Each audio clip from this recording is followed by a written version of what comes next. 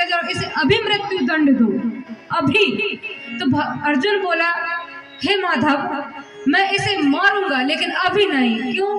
मैं द्रौपदी को वचन देकर आया हूं कि जिस व्यक्ति ने तुम्हारे बच्चों को मारा है उसे मैं तुम्हारे सामने ही लाकर मारूंगा, उसे तुम्हारी आंखों के सामने ही मृत्यु दंड दूंगा। अश्वत्थामा को रस्सियों के द्वारा खींचते हुए जानवरों की तरह लेकर द्रौपदी के पास लाकर चरणों में फेंक दिया। जैसे ही द्रौपदी ने देखा तो बोले, ये क्या किया आपने स्वामी? बोले, क्या किया? इसने हमारे बच्चों को मारा है तो मैं इसको बांधकर आपके सामने लाया हूं, इसे भी मृत्यु दंड दूंगा।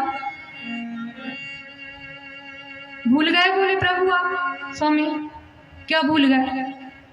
आप भूल गए कि जिस गुरु ने आपको अस्त्र शस्त्र की विद्याएं सिखाई, इतना काबिल बनाया, सब कुछ आपको अपना परम प्रिय शिष्य बनाकर सारी विद्याएं आपको प्रदान की, और आप उन्हीं के पुत्र को रस्सियों में बांधकर जानवरों की तरह मेरे सामने लाकर पटक दिया।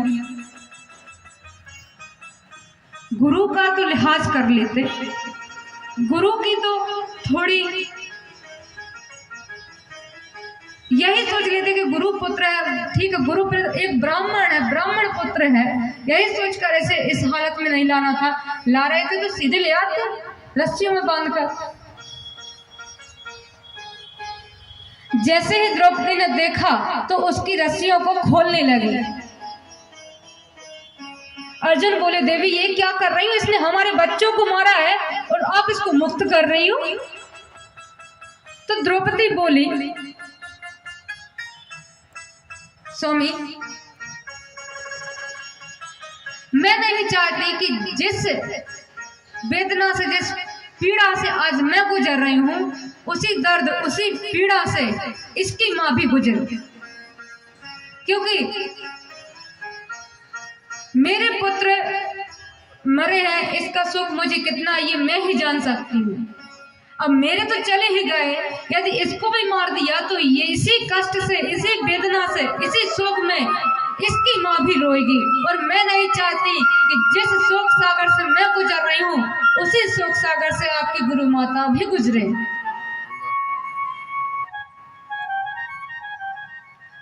भगवान सुनते हैं द्रौपदी के इन वचनों को तो प्रणाम करते हुए कहते हैं, धन्य हो देवी, जिसने तुम्हारे एक नहीं 5-5 पुत्रों को, 5-5 पुत्रों के सिर काट के फेंक दिया, और आप उसको बोल रही हो कि इसे माफ कर दो। तो द्रौपदी कहती है, मैं इसे माफ नहीं करने वाली, मैं इसे माफ नहीं करूंगी। इसने मेरे बच्चों को मारा है, लेकिन इसे मृत्यु दंड भी नहीं देना, क्योंकि जो दुख आज मुझे हो रहा है वो दुख गुरु माता को नहीं होना चाहिए।